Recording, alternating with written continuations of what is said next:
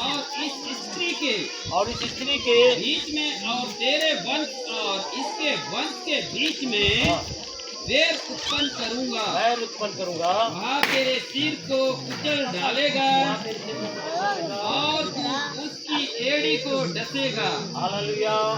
आज यहाँ पर देखिए, जब परमेश्वर ने पहला पुरुष आदम को बनाया, उसकी पत्नी हवा को बनाया, दोनों को जोड़ा, फलो फूलो दुनिया में बढ़ जाओ। लेकिन जब पहला मनुष्य और आदम हवा ने पाप किया, पाप करने के कारण प्रभु से दूर हो गए, तब परमेश्वर एक बात बोला, शैतान क्या करेगा? लोगों के हेड़ी को डसेगा और स्त्री के बच्चे जो होंगे शैतान के सिर को क्या करेंगे? कुचलेंगे। दोनों का एक बड़ा युद्ध है। आज मैं आपसे कहना चाहता हूँ, संसार में सबसे ज्यादा अगर शैतान को नफरत करता है वो है स्त्री। इसलिए स्त्री लोगों को गर्भपात होता है, गर्भ नहीं ठहरता है और बहुत से बच्चे गर्भ के अंदर मर जाते हैं, बीमार पड़ जाते हैं। और शैतान कभी नहीं चाहेगा कि एक स्त्री बच्चों को जन्म के द्वारा शैतान के राज्य के नुकसान का कारण बनाए। आज आपको मालूम है शैतान सबसे ज्यादा नफरत किससे करता है? शैतान सबसे ज्यादा नफरत किससे करता है?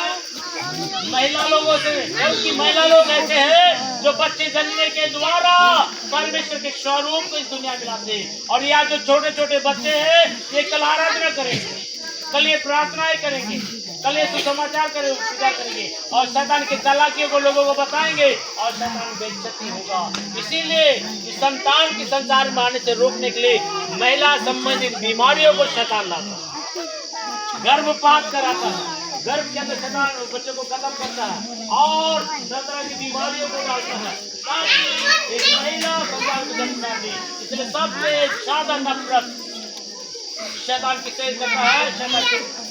हालेलुया। परमेश्वर ये वचन में लिखा है शैतान सबसे ज्यादा नफरत महिलाओं से करता है। इसलिए क्योंकि ये महिला लोग ही है कलीसिया के अंदर जो जवानों को जन्म देने के द्वारा आराधक बनेगा, प्रचारक बनेगा, सुसमाचार सुनाने वाला बनेगा, प्रार्थना करने वाला बनेगा। इसलिए सबसे ज्यादा महिला। दूसरा, बच्चों के ऊपर में शैतान का जीवी का नजर।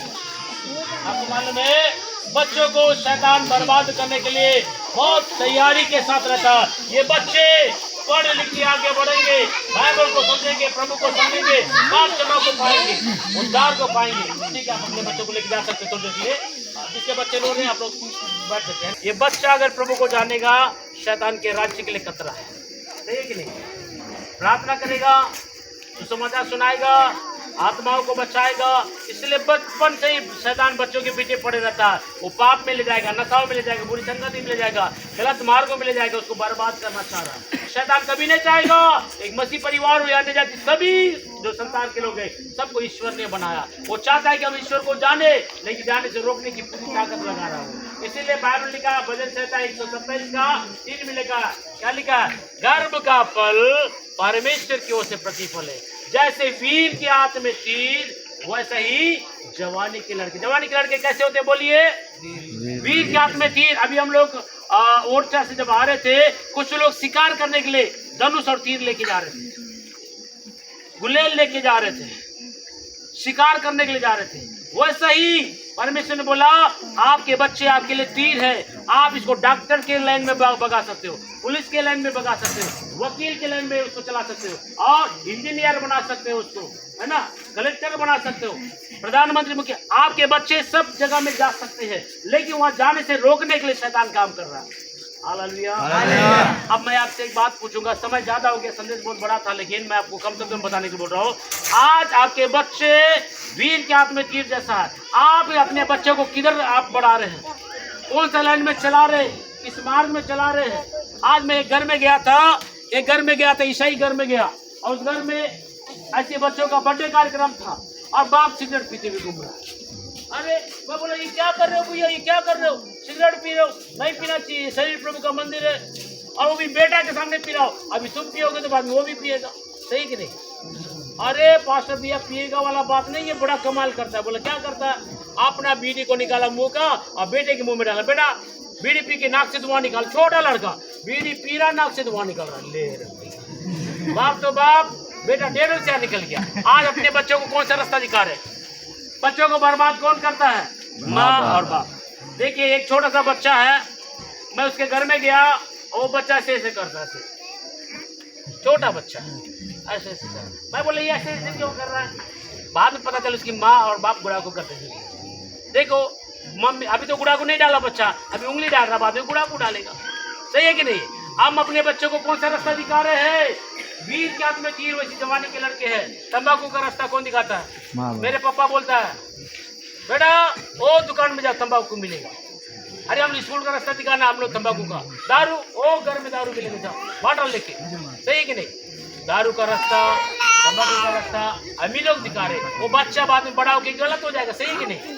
सही है कि नहीं है? हाँ, इसीलिए बुरी संगत ऐसी चरित्र को बिगाड़ता। हम अपने बच्चों को कौन सा लाइन में ले जा रहे हैं?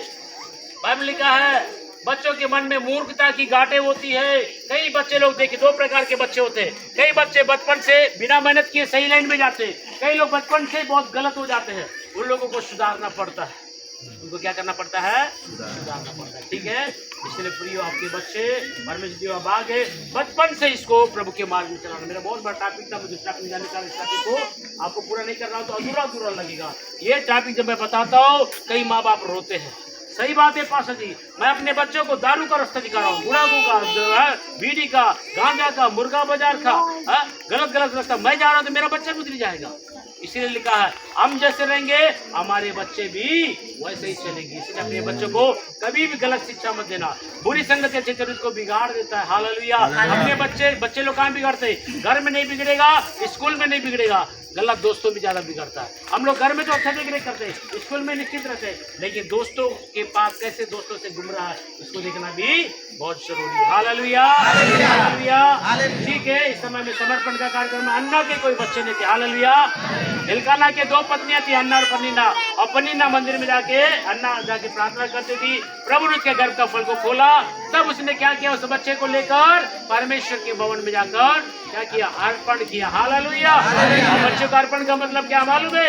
आज से प्रभु आपने तो दिया है, मेरा दिमाग छोटा है, ताकत छोटा है, मैं आपके मार्ग में चला पा रही, इसीलिए इस बच्चे को विशेष कर मैं आपके हाथों में रखती हूँ। आप मुझको इस बच्चे को चलाने की ताकत दो बोल के प्रार्थना करना। ठीक है, अर्पण का मतलब है अब से प्रभु के मार्ग में हम इसको चलाएंगे। एक निर्णय होता है, इस निर्णय के लिए माता पिता का बहुत मजबूती निर्णय होना चाहिए कि प्रभु जो संतानों को आप हमारे जीवन में दे रहे, ये संतान प्रभु के राज्य के लिए आशीष का कारण बनने पाए। हालेलुया।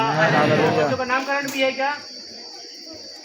पति पत्नी बूढ़े हो गए, संतान नेता, प्रभु ने उनसे बातें किया, ये जकरिया देखो तो बहुत धर्मी है, अच्छा मार्ग चल रहा, प्रभु तेरे को संतान देगा, उसका नाम क्या रखना? यूहन्ना रखना। कौन बोल रहा है? स्वर्गदूत आया, उसका नाम बताया। लेकिन यूहन्ना क्या बोलने लगा? जकरिया क्या बोलने लगा? हे प्रभु संतान कैसे मिलेगा, क्योंकि मैं अभी बूढ़ा हूँ और मेरी पत्नी भी बूढ़ी है, अब कैसे संतान का आशीष मिलेगा? नहीं हो सकता। जब उसने अविश्वास किया तो प्रभु ने क्या किया? क्या किया? उसको गूंगा कर दिया। किया कि नहीं किया? गूंगा कर दिया। क्यों किया? तो बार बार बोलेगा नहीं होगा नहीं होगा तो प्रभु का आशीष रुक जाएगा, इसीलिए उसको गूंगा कर दिया। जब उसका संतान का आशीष हुआ तब उसका नामकरण का समय आ गया, और नामकरण के समय में क्या हुआ पाता उसको पढ़ 57 इच्छामी पिता जिलाराम इच्छामी